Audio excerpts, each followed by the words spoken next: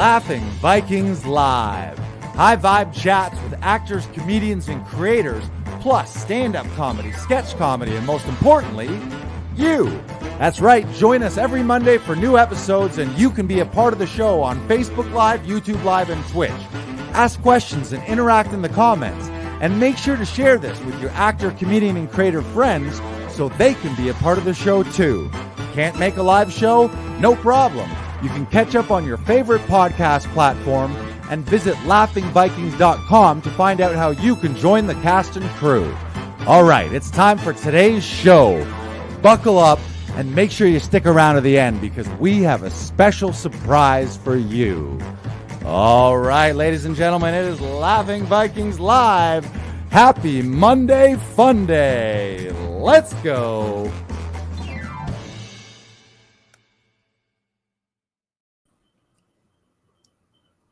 Always start with jazz hands. Always start with jazz hands.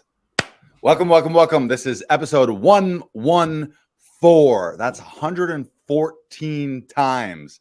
And if you're just tuning in, after this, go back and watch 113 other episodes or listen to them on which podcast platform? All of them. Every podcast platform. Form. How you doing, BK Broiler? I'm doing very well, Lars. It has been a nice, relaxing start to this week, and I am very excited for what's going on later on this week, namely tomorrow, where we have a special event happening. Yes. That is true. Yeah.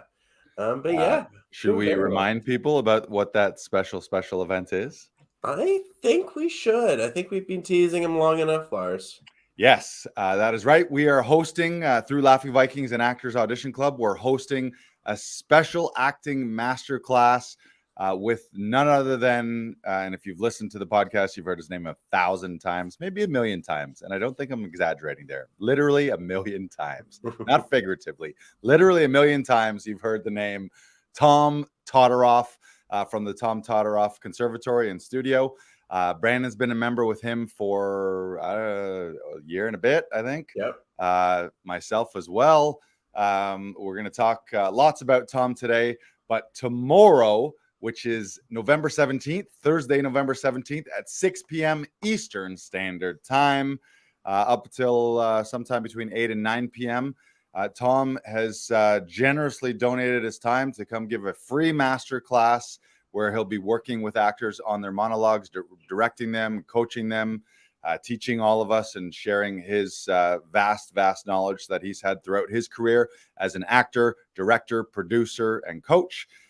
So you can join us for that. There are still some spots available. There might even be some spots where you can hop in as a performer. Go to laughingvikings.com/Tom. laughingvikings.com/Tom. It's right there.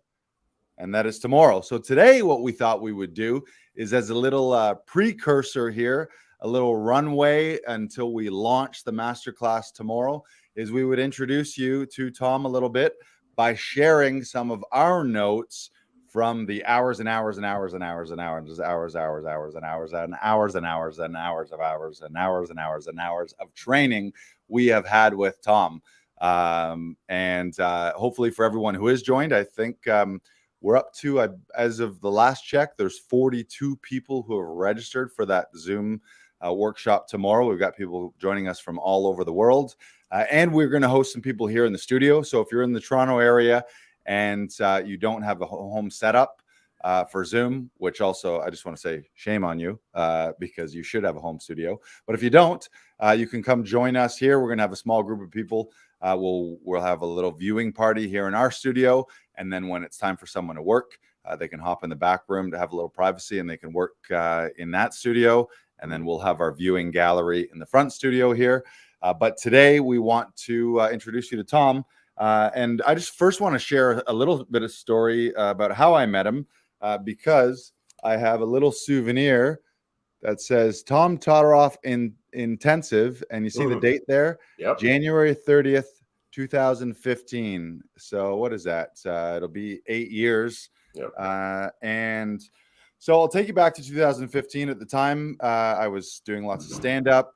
I was maybe 2 to 3 years in from doing on-camera work. I had done lots of sketch comedy, lots of dinner theater, improv, sketch, but only actually hardly any actual actor training. I had taken some improv classes and maybe some sketch classes, but I'd been doing a ton of stand-up, headlining shows already, so I've had a bit of a chip on my shoulder, but I never trained. So my agent Bella Grundy suggested Tom Todorow's intensive. I didn't really know what I was getting into. I got to say I was a little skeptical going into it.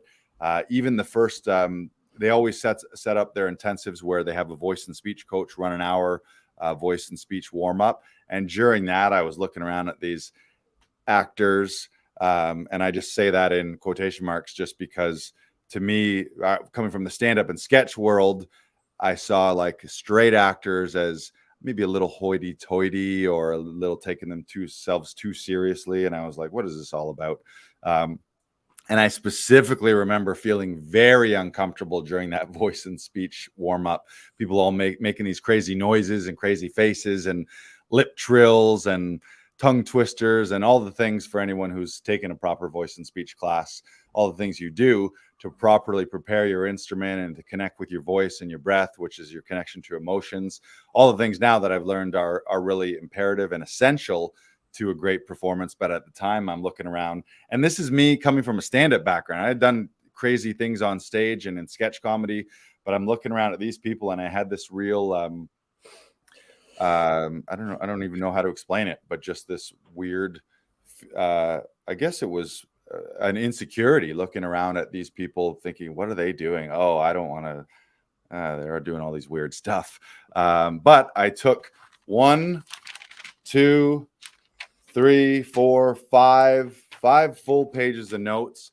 And then flash forward, it was actually several years after that. It was, I think the next workshop I did, maybe I did one in between, but the next one was January of 2020. I did another one with Tom, loved it. It was a weekend intensive.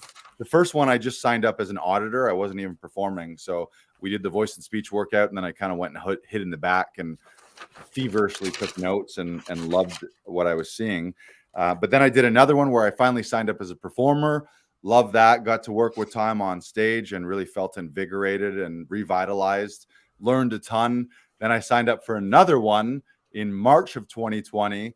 And the last intensive he did before the world fell apart because of COVID and everything stopped was here in Toronto that I was signed up for, but I bailed like 2 days before because I'm like, okay, if this virus is spreading the whole world, I don't want to sit in a room with 50 people who are yelling and screaming and purposely breathing and coughing and burping and doing all the things that humans do in a room. So I bailed from that one.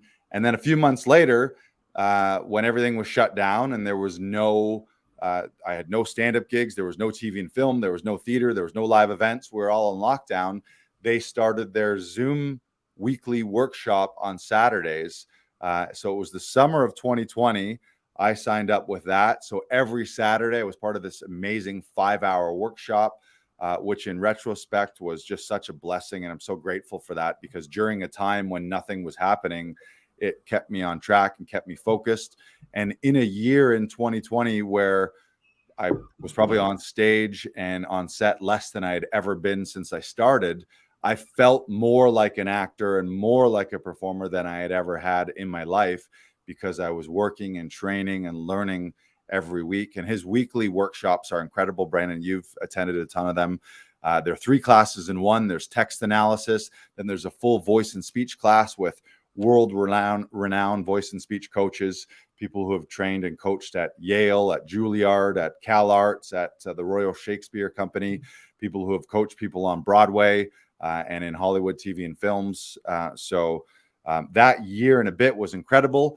And then the following summer, in summer of 2021, I took their week-long summer intensive in New York City. So I went down to New York, and it was 7 days, just jam-packed with all their conservatory instructors. That was an incredible transformational experience. Got to work with Tom again in person and work with all their instructors. And then after that, I was like, you know what? I'm all in. So I cashed in all my chips and I joined conservatory in September of 2021. That was an 8-month conservatory.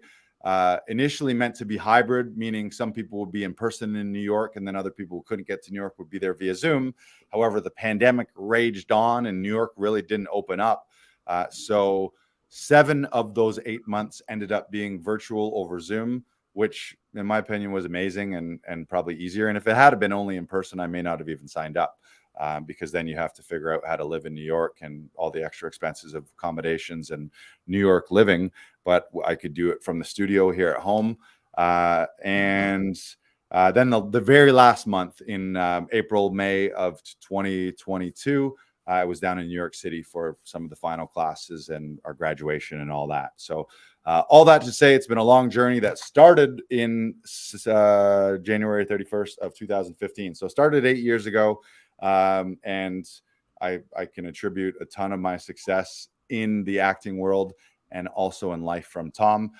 So for those of you who are signed up for that, you're going to love that tomorrow. Make sure you feverishly take notes. And for those of you who are just watching this or listening to this right now and you're not signed up, go sign up at laughingvikings.com/Tom. So let's get into it. We thought what we do today is we were going to share some of our favorite notes, or what we like to call totter off isms. Tom has a very well codified or codified framework of acting that he teaches from. So it's it is a system.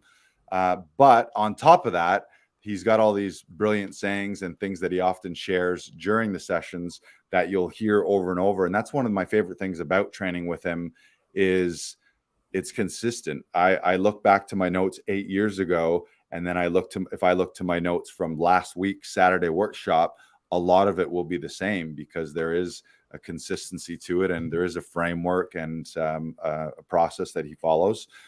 So I'll share the first one. And I think this is when I got hooked on him. My very first note was, master actors always find humor. Funny is money and charming is disarming.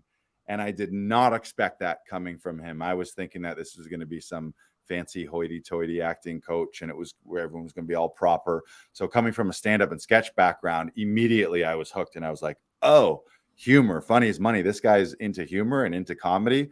I am on board. And that's a huge part of Tom's philosophy in acting and in life is nobody ever dumped someone or broke up with someone because they were too funny.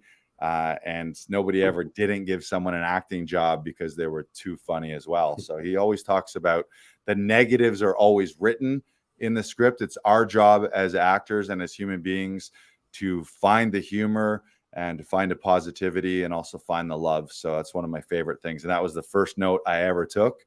And if there's a note that I need to continually return to, even though I am a stand-up comic and do a lot of comedy, it's still find the funny, and funny is money and charming is disarming. Yeah. So there's one. Because I always think as actors, there's always this little voice inside us that's like, we need to do the tragedy, or we need to be like the heartthrob in order to become a successful actor, in order to be the successful actor. And that's not true.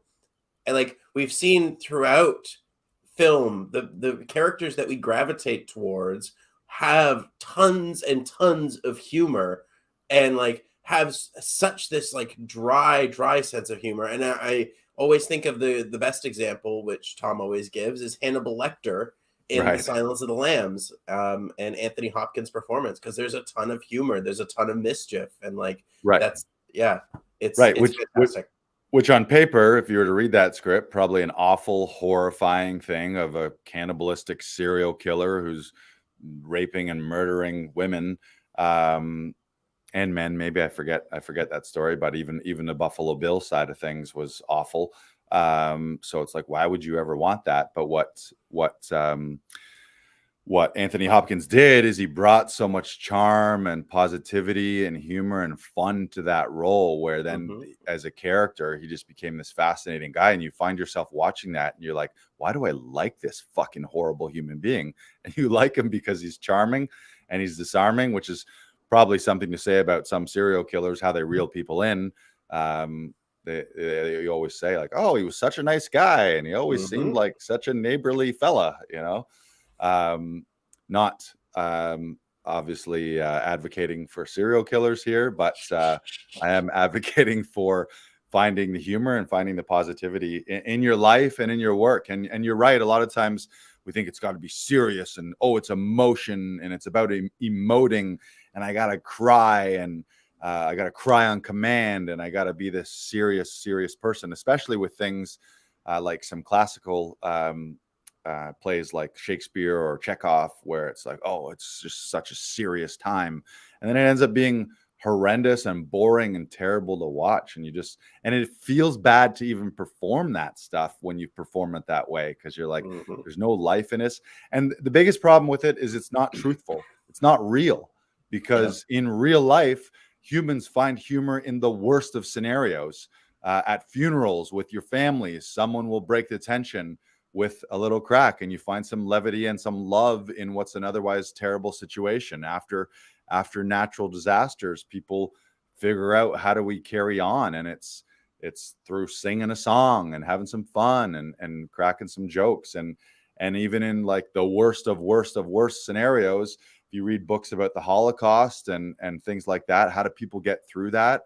They got through it by remaining positive and remaining upbeat in their mind, despite the horrific scenarios that they were involved in. So find the funny, find the humor. Funny is money, charming is disarming. All right, moving on. Next. One of my personal favorites is raise your personal standards to the heavens. It's one of my favorite quotes. There's clips. I've been doing clips for the Tom Todoroff studio for a little while now, about a year.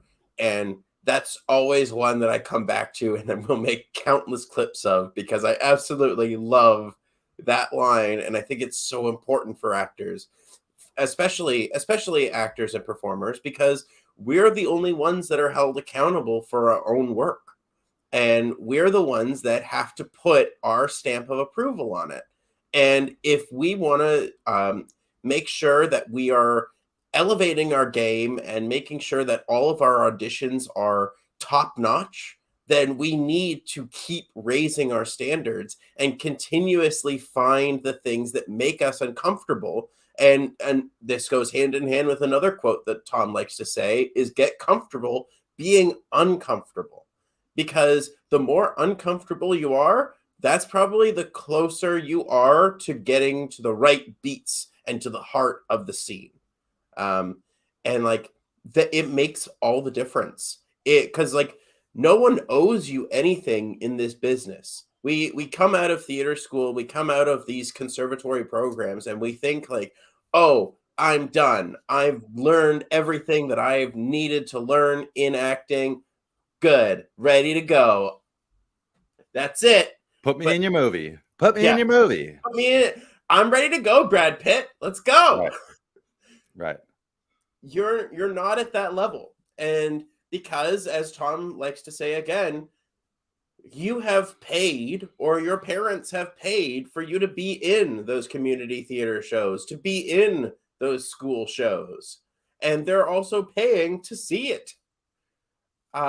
And that's the difference, is now out of that environment, out of that place, you are now put into a different category with people that have been acting for money for either a long period of time or a short period of time. And that changes who you are as a performer.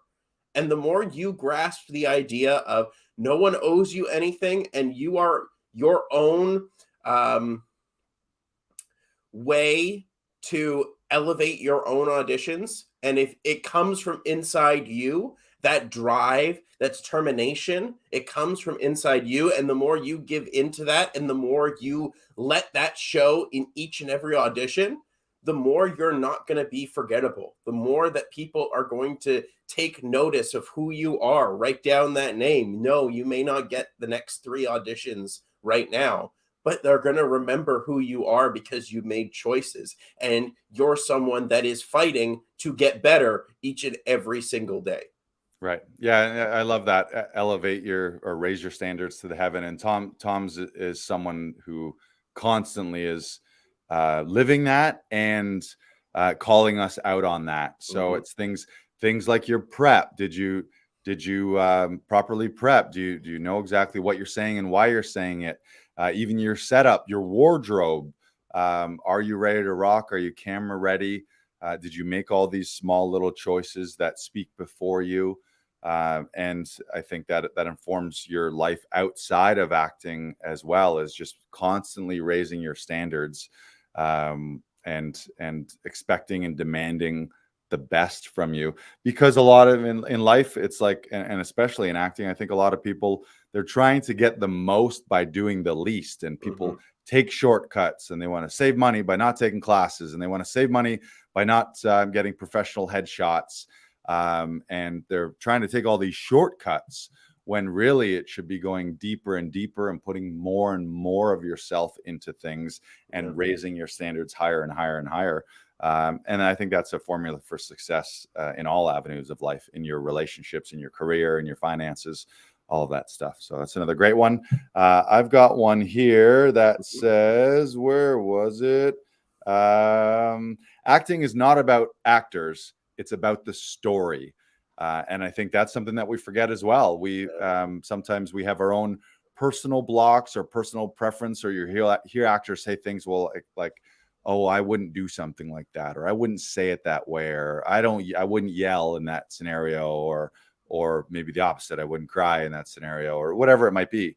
And they're thinking that it's about them or them as a human being, but no, it's about the writer. Somebody wrote this script, wrote this character, wrote this story, and your job as the actor is to transform yourself into that person, or transform yourself under and into those given circumstances, not to give excuses as far as like why your own psychological blocks or your own physical blocks or your own anything that might hold you back from fully expressing what the author and what the playwright or the script writer wanted to actually express. So just remembering that it's always about storytelling, and it's never about you.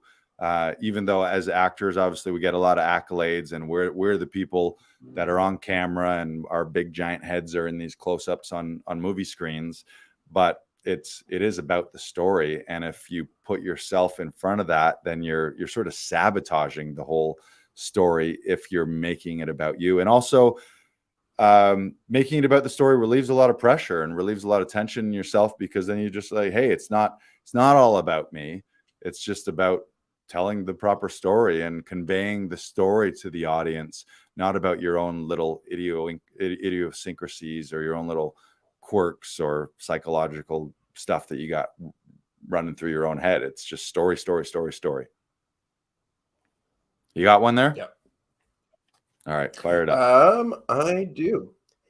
Make the most positive choice every time.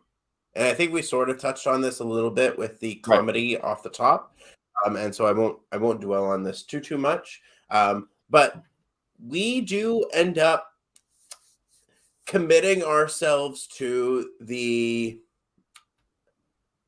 negative choice a lot of the time. And because as we talked about off the top of this, the negative is written down. It's on always the page, written. And it's our job to find them. Yeah, it's always written.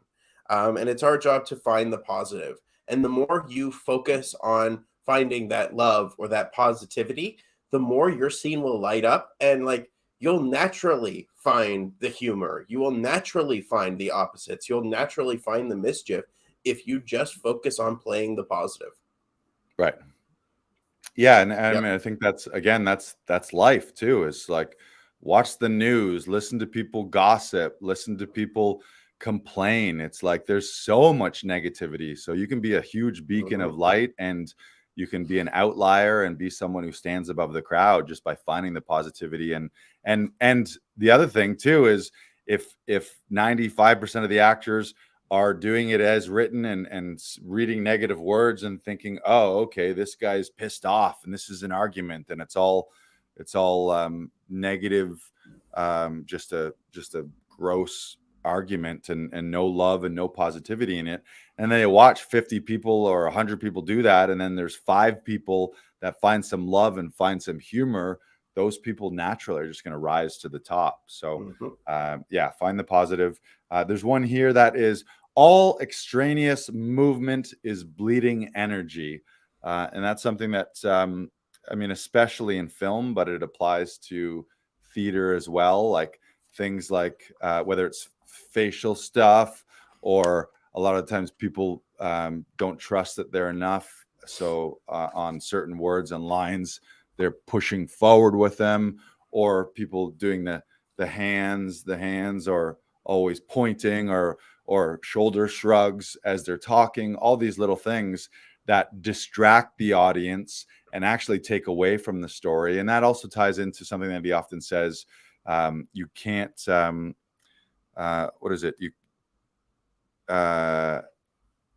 What's the aiming your, it's like you can't hit a moving, love and success can't hit a moving target. Mm-hmm. So if I'm constantly doing this in a scene or rocking back and forth like this, and I'm too frenetic in my energy, Shakespeare talks about it in Hamlet's advice to the players as well, like sawing the air thus, it's like suit the action to the word and the word to the action, and everything else is extraneous.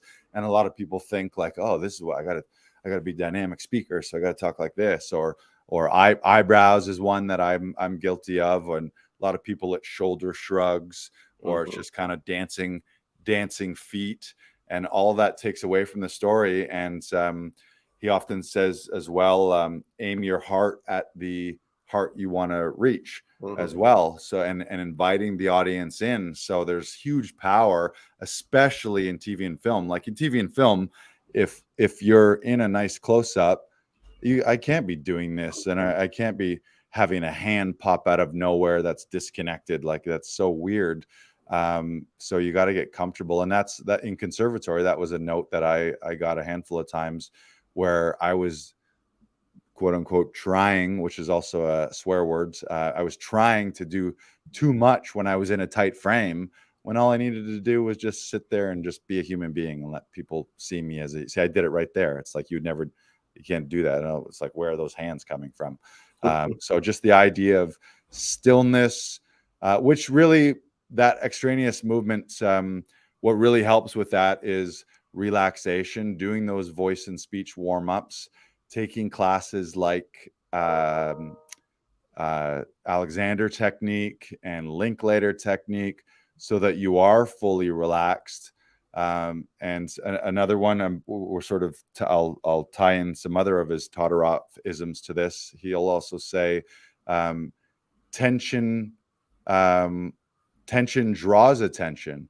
So if I'm doing this all the time, or if I've got something weird going on with my eyebrows or with my face, then people are watching that and noticing that. And whether that's the audience or the production team and casting, if casting is seeing you do this all the time, the split second that took them out of it is the split second that they missed the most impactful moment of the scene potentially. So it all, it's all extraneous that takes away from the story.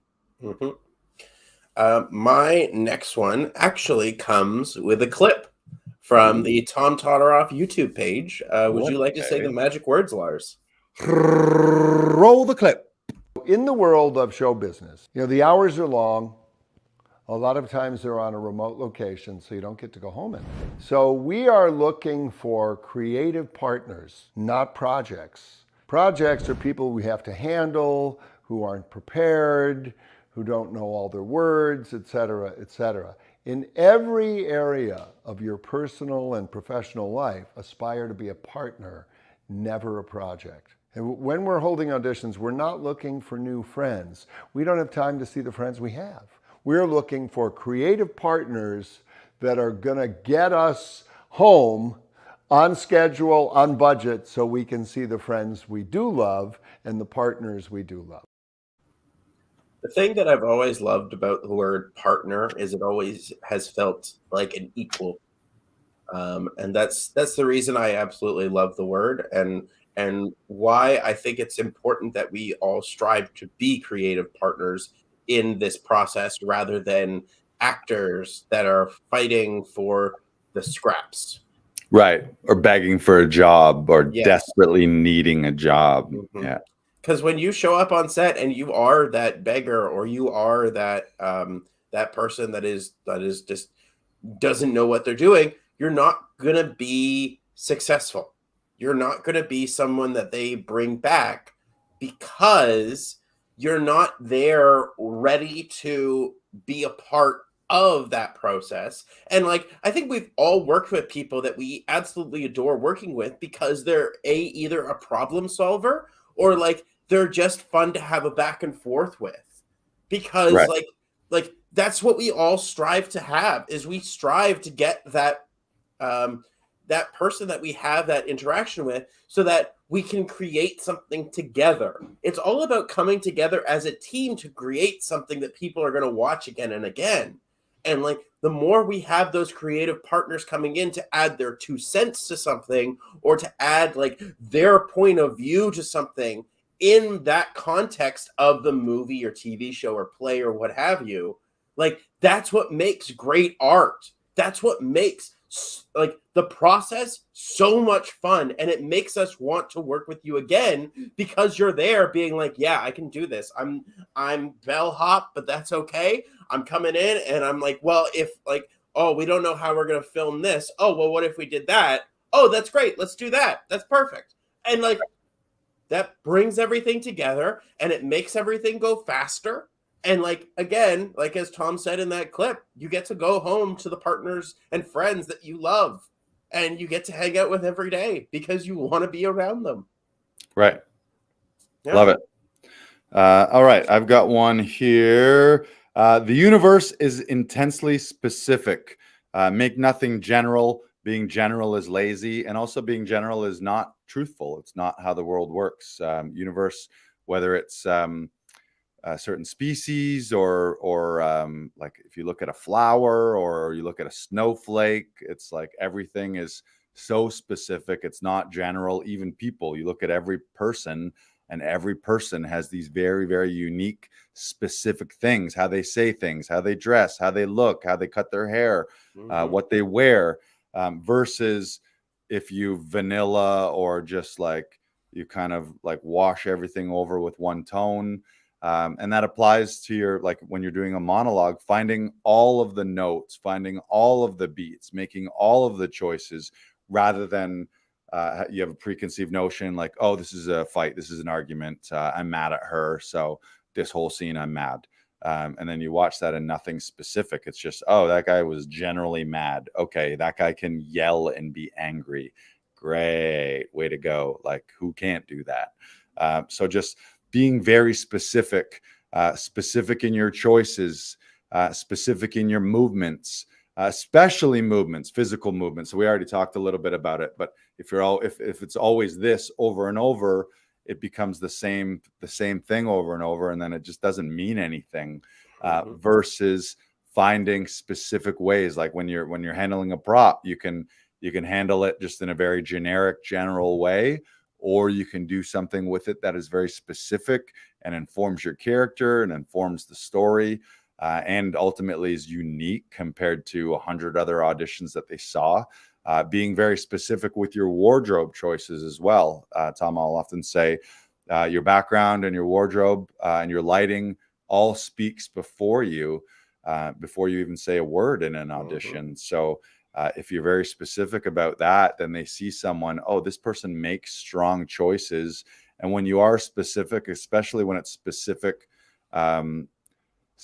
things that are unique to you, then casting and production gets to see a fully formed, unique, special human being. And I've heard a lot of people say this, but no character is going to be more interesting than you as a human being, because if you've lived a proper life, you've lived a fully fleshed out, exciting life that is filled with all the ups and downs and all these positive and negative experiences. So if you bring more of specifically you and your bold choices to any role, that's going to pop off the stage or pop off camera more than generalizing things will. So be specific. ABS, always be specific. Mm-hmm. Yeah, this is very similar to what you just said. But I do love just the wording of it. Justify everything, every word you speak, and every move you make. Right. Because you have to. And like, if you know the who, what, when, where, why, and how, then Right. you are ahead of most of the actors that are you're working against right now. Yeah, make sure it's all justified. Why are you saying it? Why are you making that move? What do you want? Yep. And constantly ask, why are you still in the scene? Why are you still on stage? And if you don't have a good answer to it, well, then you would have walked off, or the other person in your scene partner maybe would have walked off. So justify everything, which is also Hamlet's advice to the players. So that's always such a brilliant piece of text to return to, because Shakespeare really informs a lot of this stuff just in that one little bit. Yeah. All right, what do I got here?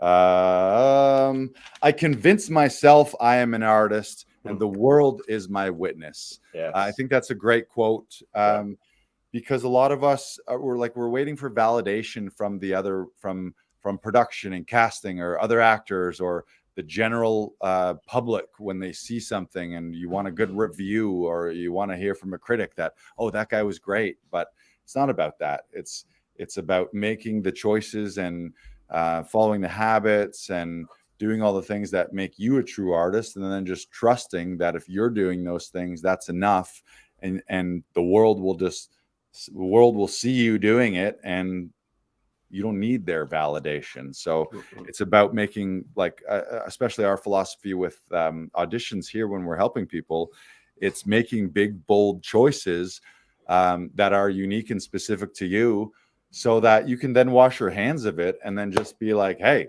that's my take on it. That's what I bring to the table. You want that? Great. You don't want that? Great. That was me, and that's what I would bring to the table. Obviously, you're also open to redirects and redirection and adjustments from the casting director or from the director on the day, but feeling that you're strong and bold and that you're not bringing that needy energy to things where you're like, oh, please tell me I'm an actor. Tell me I'm an artist. Please put me in your thing. Am I good? Did you like that? Was that what you wanted? What do you want? Just tell me how you want me to say it, and then I'll say it that way. Like that. That's the kind of energy, and that's what Tom's talking about, a partner versus a project. It's like casting like a director, especially in TV film, directors hardly ever working and rehearsing with the actors on their performance. They just need someone who brings a bold performance and strong choices to the role, not someone that they're going to have to babysit and be like, oh, you should say this word this way and say this word that way. And like that's a nightmare for a director, because they have a million other things and they're dealing with all the department heads on set and they're dealing with 100 other people. So if after every line read, you're like, was that what you wanted?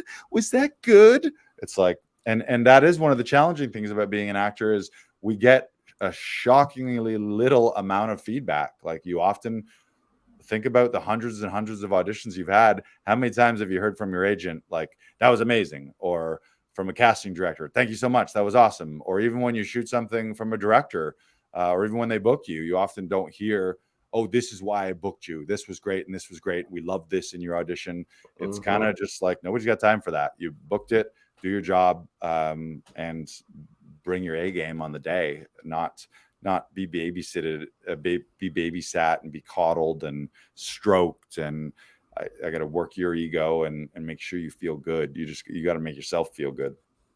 Yep. All right. What do you got? Change the molecules in the room. Ooh, you bastard. That was was that your next one? No, go ahead.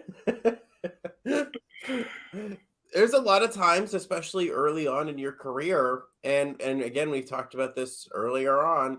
No one owes you anything. No one knows who you are, and the thing that makes you the most uncastable, and like I use that term loosely, really. But like what makes you not get the job is that we don't know who you are. We don't trust who you are. And the more you bring yourself to the role, those bold, strong choices, and you make it difficult for people to say no. And that's what you have to do when you change the molecules in the room. And how do you change the molecules in the room? Tom's technique, the vocal variation, Right. rate, inflection, pitch dynamic, viewpoints, time, space, shape, movement, story, emotion, the 15 guideposts, the 3 tenets and the 3 techniques. If you use Tom's technique, you will change the molecules in the room every single time, because you are the actor that is specific. You've justified everything, and you're making bold, strong choices that no one else is making. Right. And Versus sometimes people get caught in like, oh, it's got to be real neutral, naturalistic behavior. Like, oh, I'm not like that. I don't get emotional like that, or I don't get big like that. But it's like Stella Adler's quote is, no play or film ever happens on an ordinary day. It's always these extraordinary people in extraordinary situations. And if you want to just go watch someone, like, yeah, you got to be natural and appear like a regular human being, but you're a regular human being in these extraordinary circumstances. And really often the roles and the greatest characters, they're not quote unquote yeah, they're human, but they're these extraordinary people who on film and on stage are changing the molecules in the room. And when you meet people in real life, sometimes you meet actors too, and you're like, oh, it's no wonder you're crushing it, because the energy and the radiance and just the vibration of that person, when they do enter a room, the room does change, because they're not just low vibration, low energy, trying to hide and trying to be small and not wanting to rock the boat and not wanting to stand out. And not that you're doing any of these things just to stand out. Again, it's about the story, but yeah, it's just, again, being bold. What do I got here? I seek to, this kind of relates to, I convince myself that I'm an artist and the world is my witness, but I act to seek my own good opinion and to be expressive, not impressive. That one was always a big one for me, because I felt that coming from stand-up and sketch comedy, a lot of the times I was like, oh, I got to impress these people and I got to do all these big things to impress them. And it's to be a fully fleshed human being and to be an expressive human being. But to seeking your own good opinion, you want to make yourself proud and feel good about your own work and feel good about your own prep. And then when you do that, you don't need the opinions of other people. And that makes you a way more attractive person in general, and attractive to casting when they're like, oh, that person seems like a happy person who is fully in their own body and in their own mind, and is fully expressive and not all blocked up and not all tense and all those things. So just focus on making yourself happy first, and then once you do that, then you have an opportunity to make other people happy. You got one there? I got remember one to forget. There you go. That's a good one. Remember to forget. And I think we've talked about this one extensively before, but it's always good to reiterate as well. Remember to forget. You've worked on it so much that you're not seeing the words as they scroll through your eyes, or you're so prepared, or you've done it 250 ways, and we've talked about that, doing that extensively on this podcast. But like, work on it so much that you don't even remember you're acting. That's this is one of the hardest things, or maybe not hard, but I think it's one of the biggest challenges, and it's a real paradox in acting, because you do need all this prep to learn your scenes and learn the lines and more importantly, learn your intentions and learn the physicality that you want to have matching those words. But then when someone yells action or when the play starts, if it's theater, you got to forget all that and you got to put it all behind you and just trust that it's in your body. But you as the character, you don't know how the scene's going to end. And sometimes it's one of the biggest traps when someone will look at a scene and they're like, oh, at the end of this scene, the person breaks up with me, or there's a tragedy or a death at the end of the scene. And then they play the beginning at the front. So then they play the whole thing knowing, oh, at the end of this, I shoot myself. So I must be very depressed. And they play the whole thing depressed. And that can be one scene, or the worst is if it's the whole play and someone plays the entire play or the entire movie kind of the same note because they know the ending. But it's a challenge to, and also the other part of this is not to appear premeditated. You leaving some room for spontaneity and for some improv and for new experience. And that's when magic happens, because you'll finish a scene and you're like, people will say, oh, I really felt that.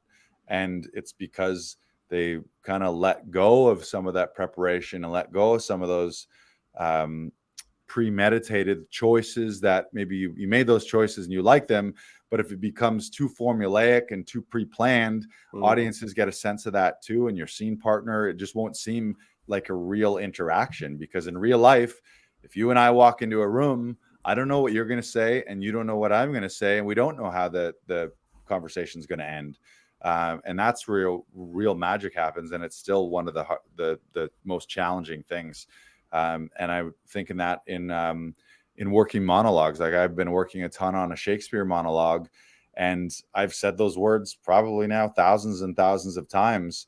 So to avoid that trap of getting hooked into one delivery and one intonation and having the same inflection or the same exact movements where it becomes not true, because human beings don't act like that. It has to be spontaneous, and in the moment you hear people like, it's always now, and I don't know what's going to happen next. So which is, I think, why I think that's something that separates incredible actors from community theater actors. Is community theater actors they've learned their lines, they know what they're going to do, and beat by beat and word by word, it's exactly the same every night, versus having some danger and some spontaneity and just that idea of like, I don't know what's going to happen next. And the audience too, if things are too pre-planned and predictable, the audience is just like, okay, I see where this is going, versus an audience that's on the edge of their seat and they're watching two characters and they're like, oh my God,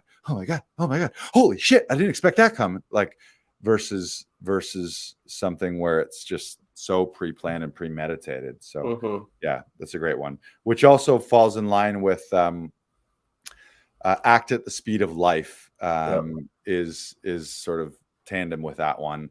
And that's a huge trap, is actors follow punctuation, and just remembering that punctuation is not for the actor. Punctuation is for the reader, so it makes sense. But people don't speak with punctuation. And I don't pause every time comma comes. I don't break after every period, because this is not how humans speak. I'm not thinking, oh, that's the end of a period. But often if you've memorized lines, which is a trap that we don't really think of it that way. When you've memorized lines, you're seeing, oh, there's a period. Or if it's a big monologue and there's paragraphs written, you'll play a beat in between a paragraph, but that paragraph was never meant to be a pause. It was just meant so that you could legibly read it and understand what the writer was saying. And the biggest thing acting at the speed of life is my line, your line, my line, your line, which is not true to life, where it just becomes this. Tom will talk about a metronome where and it also comes into vocal variation on speeding up and slowing down, where it's not true and it's not real. And you watch that, you'll be like, I don't know why this doesn't feel good, or I don't know why this isn't engaging. But in real life, people don't take turns. If it's a heated emotional argument, take a husband and wife, they're talking over each other, and they're not like, as an actor, it's like you're kind of thinking like, I'm seeing your lines in my head maybe, and I know when you say your last word, then it's my turn to speak. But that's deadly as an actor, because it just appears like he talks, she talks, he talks, she talks, versus like when you're just back and forth and you're seeing this thing, and everyone's like, the words are unpredictable, the movement's unpredictable, they're the rate, inflection, pitch, and dynamics of their voice is changing constantly. So you're constantly on edge, which brings you into it. And then when you're doing that as an actor too, that's when, again, you finish a scene, you're like, holy fuck, that felt amazing, because it felt like how real human beings interact, not how actors who have memorized lines memorize the scene, and it's so polite, and I say my line, then you say your line, and then I say my line, and then you say your line. That's really one of the marks of bad acting, I would say, is that not acting at the speed of life. So we learn that so much, and it's such a quick fix in auditions. Sometimes it's just like, okay, that was great. The whole thing needs to be faster. That whole chunk needs to be faster right there. Get that out. Drive that point home. Especially in a giant Shakespeare monologue, you'll talk about think longer thoughts. And some of Shakespeare's thoughts are so long, and you just got to keep driving the thought, driving the point, drive, versus slowing everything down and taking a pause at every punctuation mark. Yep. Next. I'm done. Do you have any more? You're done. Oh, okay. Well, I've got some more here that we can share here. That's a good one too, and this kind of relates to what we're saying, is acting is the only craft in the world that looks invisible. When it's done well, you don't see it. When it's done poorly, you do see that. You see an actor who's memorized lines and is kind of robotic, and they're taking turns, and everything's too slow, or everything's painted with one color, one emotion, or one mood. That's a good one. Tom always says, he says mood spelled backwards is doom. So you'll watch a scene and be like, oh, this is a depressed scene, or I'm sad here. And then so you watch an actor play a whole scene sad, and you're like, okay, that was something. And then you watch someone who plays every note on the piano, or all the beats and all the choices. Another one that he says is, never make one choice when you can make three choices. Never make three choices when you can make 33 choices. So sometimes people will, in an audition, especially if it's something short, they'll be like, oh, I'll do one where I'm angry, or I'll do one where I'm happy, or like just real generic, general, non-specific choices, rather than looking at a scene and saying, how can I have a little bit of this and a little bit of that and a little bit of this and a little bit of that? Like a good recipe, you don't want just one, okay, it's just all sugar, and it's just the sweetest, like even the one all salt or all sugar. You want a little spice, you want a little of this, a little of that. And so you're like, wow, what a rich aroma, or what a rich palette of, I'm tasting so many things there. So that's always better. And especially in an auditions, especially if it's a casting director or a production seeing you for the first time, you want to show them that you can play all the notes, that you can do all the things. You want to show them how versatile you are, obviously how unique you are in your specific choices. But if you just play one thing, it's like, oh, great, she can play sad. Oh, great, he can yell and scream for 5 minutes. Versus figuring out where the writing changes, where the story changes, and painting with every color, and being like, okay, I'm not just going to paint this whole scene black. I'm going to use red, and I'm going to use a little yellow, and I'm going to put a little pink in here, and ooh, maybe some purple. That'd be good there. So just finding all those choices. What else we got here? This is a good one. Luck and hope are not life strategies. Yeah.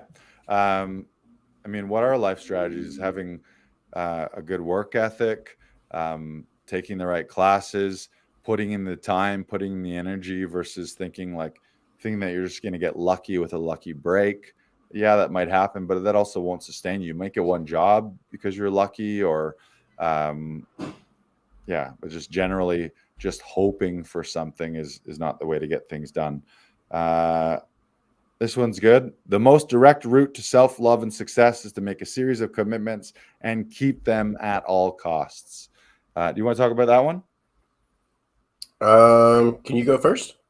Yes. So most direct route to self-love and success is to make a series of commitments and keep them at all costs. So everyone or a lot of people in all areas of life is if flaky. It's like you say you want something, but then the minute an obstacle comes up and a challenge, it might be a big audition comes up and it's like, oh, I can't because of work, or I can't because of the weather, or I can't because my dog, or whatever it might be. But it's like when you really, really, really want something, you decide you want it, and then you go after it at all costs. And you look at people who have been successful in all avenues of life. It's because they decided they wanted something, and then they went for it, or they committed to something.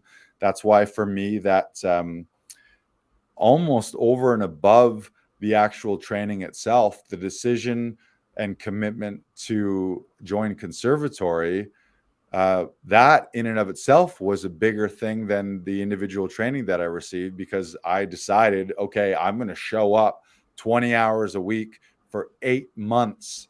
And I did. And when you do something like that, whether it's a weekly class, or whether it's a commitment to a loved one, or a commitment to work, or a commitment to a production, when you book it, like booking something, it's like you can't book a job and then not show up on the day. It's you heard the term, the show must go on. And if you don't show up, then the production's in a bit of a problem. So it's just committing to that.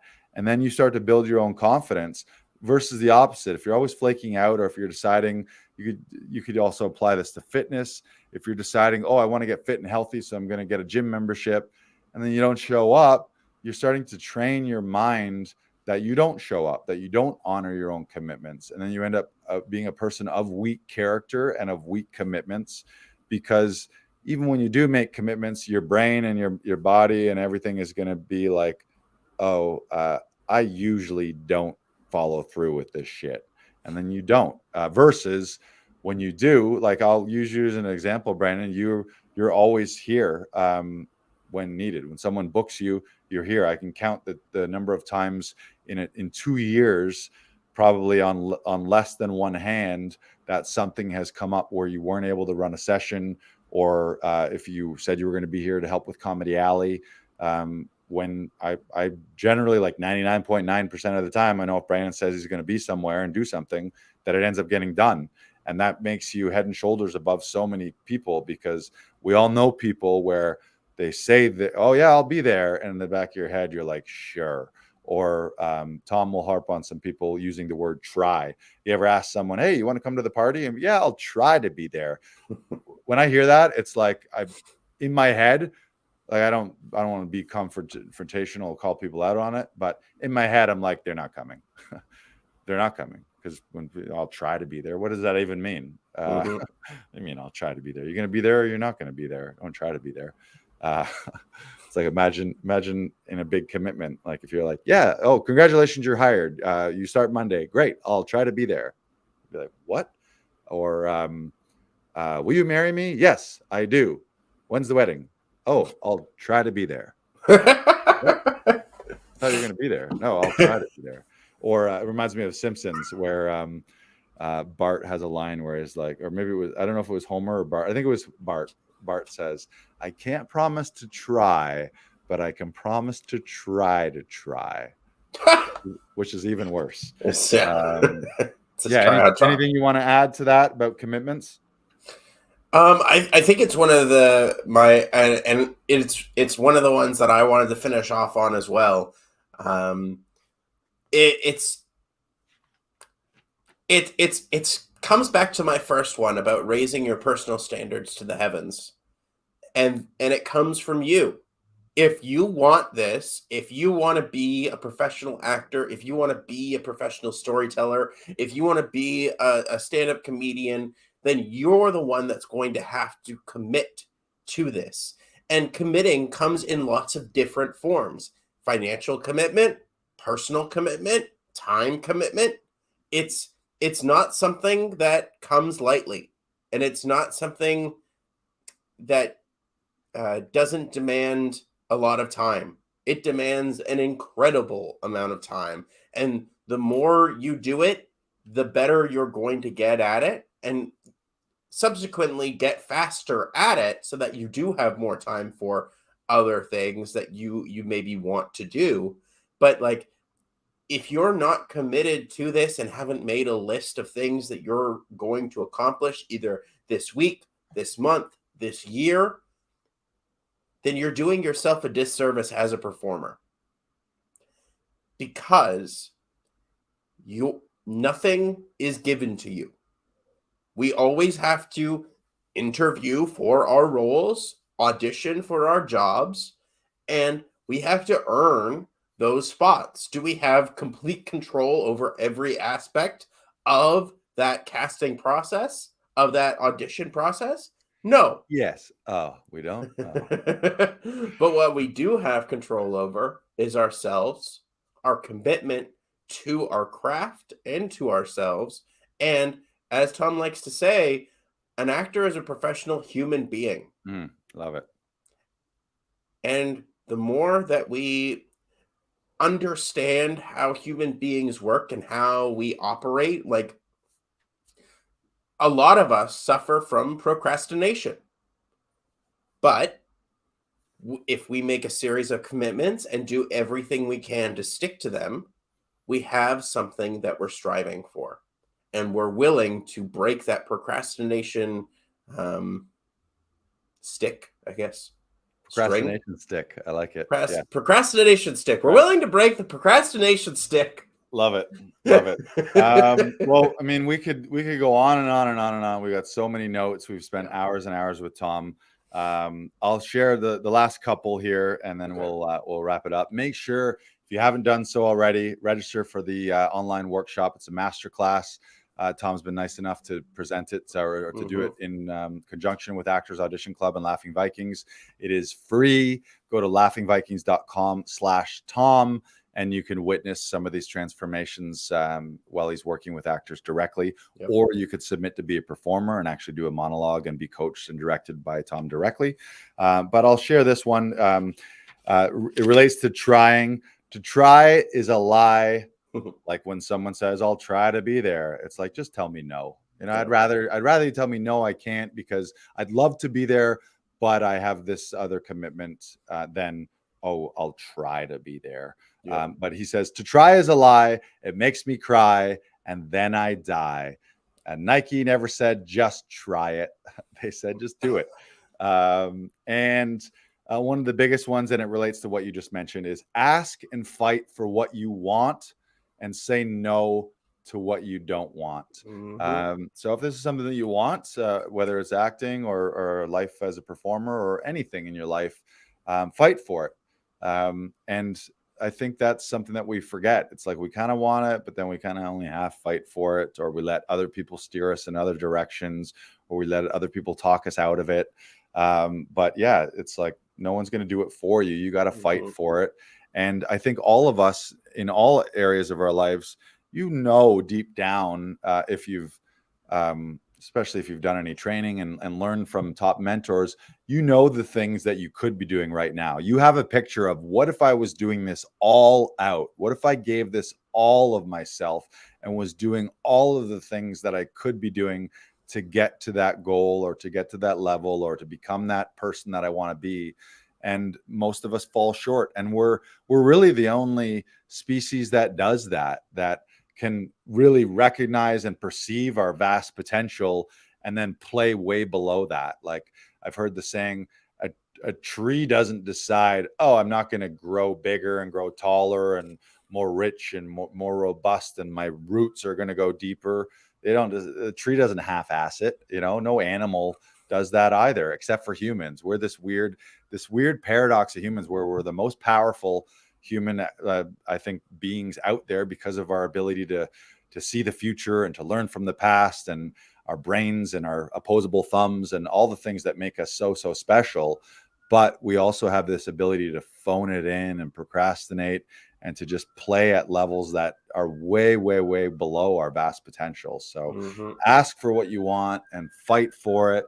and just ask yourself, if I did this all out, if I showed up fully every single day, I mean, we all have our down days. It's that it's the 4 agreements. Always do your best, really, is what it comes down to. And your best is going to change when you're sick, when you're depressed, if someone just died, if someone just broke up with you, if you got COVID, then things are going to change.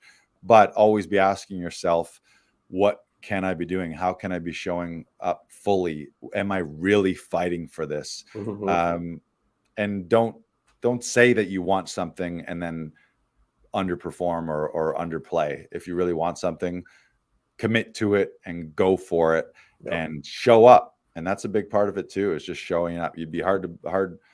It's amazing how just showing up is a thing. It's like, you just show up long enough, you'll look around and your peers will slowly disappear, and the people around you will be just a better and better crop of people, because you're around people that consistently showed up for you and showed up for themselves and just didn't take no for an answer and didn't settle. So yeah, fight for it. Yep. All right. Last chance. Sign up at laughingvikings.com/Tom to join us at that masterclass. Make sure to smash that subscribe button. Share this out too. I think this has been a fantastic episode. So share this episode out. Make sure to subscribe on your favorite podcast platforms. Also, we don't ask this very often, but give us a rating and a comment on any of those podcast platforms as well. That definitely helps get these messages out there. And we'll see you tomorrow, November 17th at 6 p.m. Eastern time.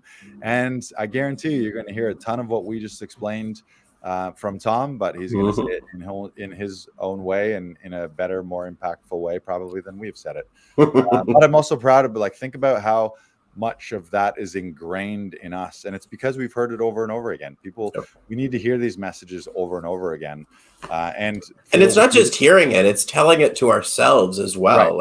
These are the quotes and these are the Thomisms that speak to us, because that's what we want. That's what we've been striving for since we started working with him. Right. And one of the best ways to learn something is by teaching it. First, learn it yourself and then teach it to others. Because I teach this, we share this. How many times have we shared these things in a podcast? But the benefit is we get to hear it again every time we teach it to someone else, or every time we're working with an actor on their audition, we're sharing these things with them, and then we're reminded of it as well. So yes. All right. Thanks, everyone. This has been episode 114. Thank you, Tom Todoroff. Thank you, Emily Moulton. Thank you for the entire, all of the members and the members of the conservatory and the studio. We love all of you, and we'll see you at the masterclass tomorrow. Goodbye, goodbye, goodbye.